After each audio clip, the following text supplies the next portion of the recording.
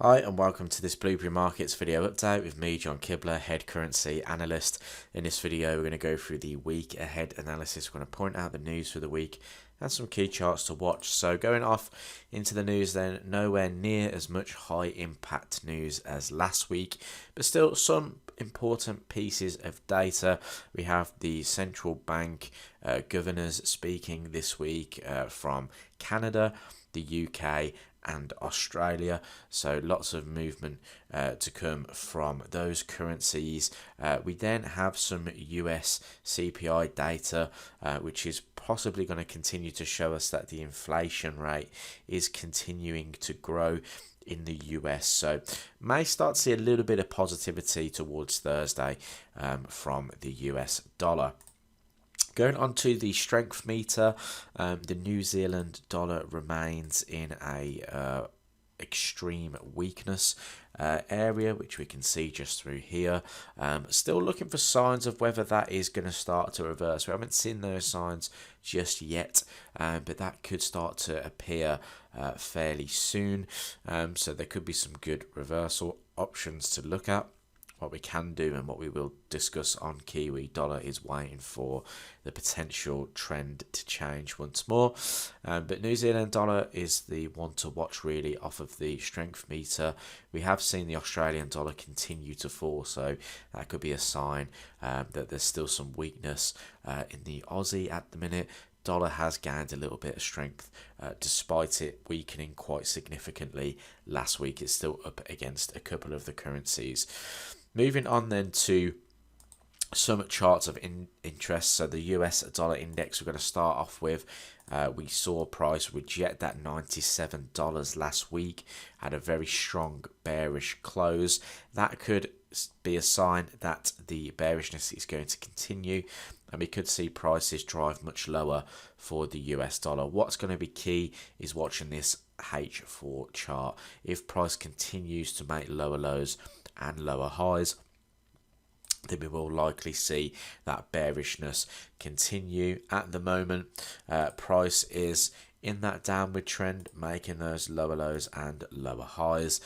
What will be key is this previous high in here and this zone. If price was to make it back to here and we started to see bearish price action once more, then it's likely that we're going to see an opportunity to sell the dollar once more.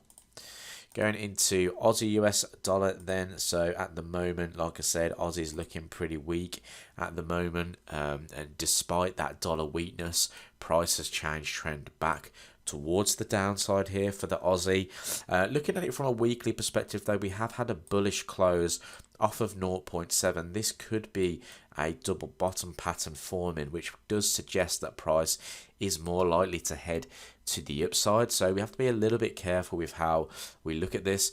Lower time frame suggesting that maybe the bearish or the sellers aren't particularly done here, whereas the higher time frame is suggesting that maybe we'll get a bit of an accumulation start to form around this point. So at the moment, we've double topped, we've broken, we've made the lower low, so I would continue to look for selling opportunities until that changes. If price was to rally, break above this major high that we've noted as 7168, if price was to be above this area here, I'd be looking for longs on this market back to these weekly swing highs.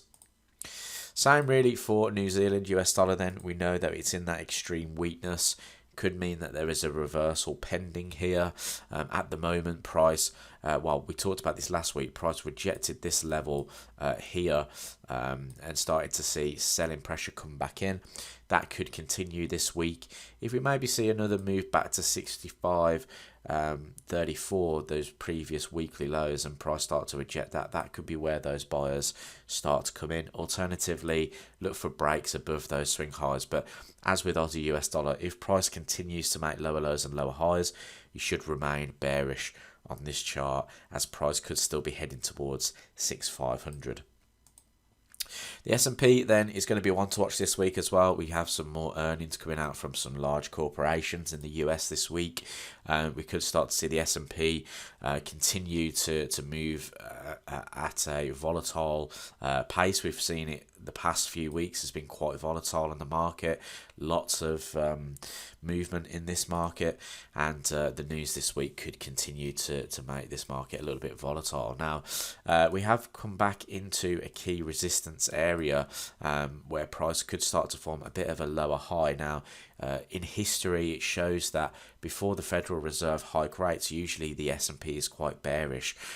So we could still see a little bit more downside out of this market. I think what would that require is some pretty bad earnings this week, and what we should see is the market move more into a risk off mode, which would be the downside to Aussie US dollar, Kiwi US dollar, and actually be a little bit more upside to the US dollar. So we'll see how the S&P starts to shape up early in the week. If we do start to see price sort of break into new lows, that would be the suggestion that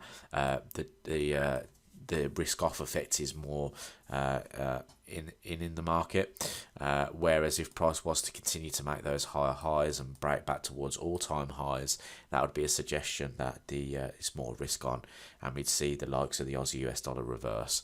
So keep an eye on the price action here this week, could be important to watch.